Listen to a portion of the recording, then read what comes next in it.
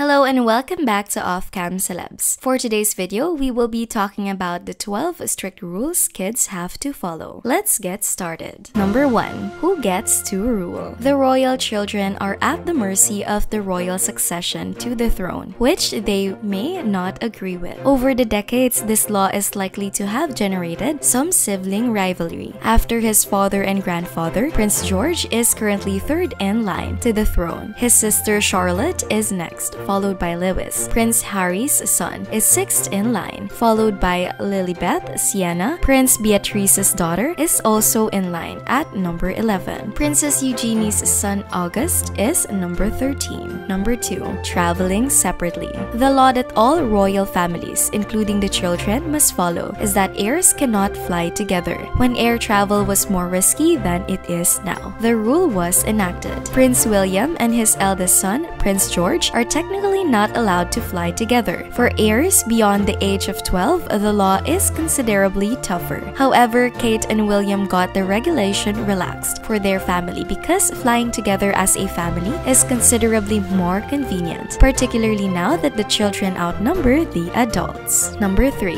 Private school only. Most parents have a choice in where their children attend school. The royal princes and princesses, on the other hand, must attend a private school. After years of royal children being educated at home by governesses, this is a modern development. Tutors trained Queen Elizabeth and her sister, Princess Margaret, at home. Prince William's two oldest children attended traditional nursery school as toddlers before enrolling in private primary schools. Both are presently enrolled in London schools and will most likely attend a boarding school in their early teens. Before starting university, both William and Harry took a gap year to travel. Number 4. Religious practices. The Church of England christened all of Kate Middleton and Prince William's children. The royal family's relationship with the church extends back to the 15th century, and Meghan Markle officially joined the church when she joined the family. It's no wonder then that the children are subjected to lengthy morning services on occasion, in addition to following royal etiquette about religious preferences. In terms of politics, the children will eventually have to obey the same rules as their parents. Members of the royal family are expected to maintain their neutrality and never express political views in public. Number 5. Public appearances. For the time being, the royal children's primary responsibility is to attend school.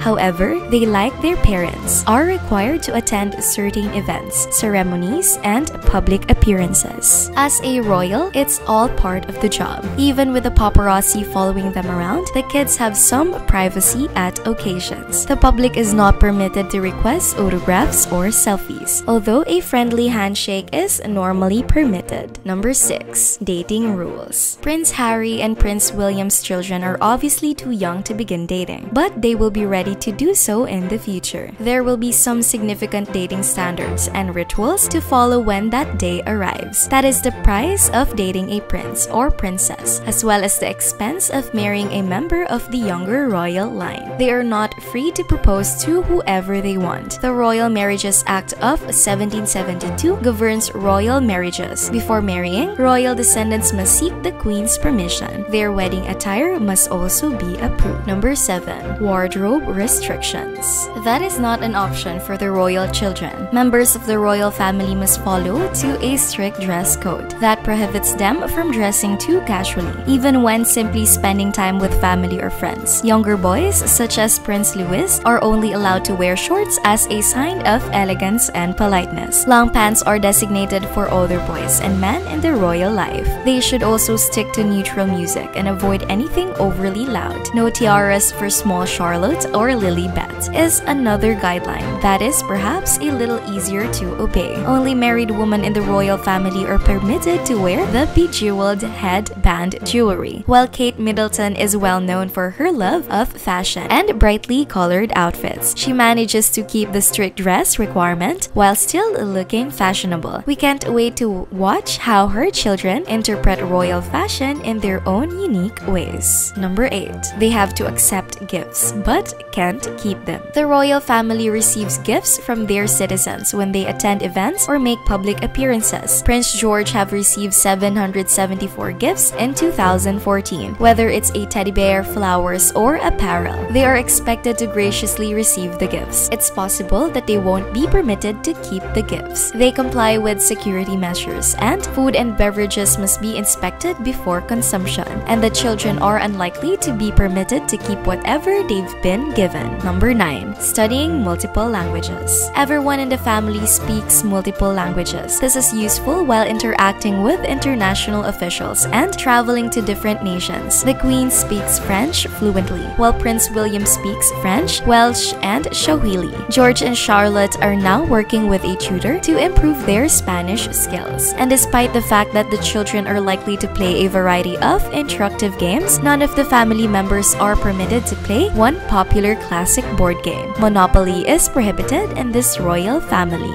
Number 10. Bowing or courtesying in the Queen's presence. When the children are with their family, they are not required to do any special welcomes, but most royals do so politely. While meeting a male royal, you should bend your head, and when meeting a female royal, you should curtsy. There's also the famed royal wave, which the Queen started. Princess Charlotte have picked up on the graceful hand wave as well. While it is customary to avoid touching royalty, princess will normally accept a polite handshake from officials such as presidents and prime ministers. Number 11. Perfect etiquette. The royal children are learning about etiquette norms at the table while dining with the family. The children are learning correct table manners as well as how to attend formal events and meet important people. Learning how to maintain your voice at the appropriate level and dressing approximately for any scenario is all part of etiquette training. Another crucial rule to follow when dining with the Queen is to never announce you need to use the bathroom. You simply rise discreet and excuse yourself if you need to use the bathroom. Most children's strength aren't in existing a room quietly.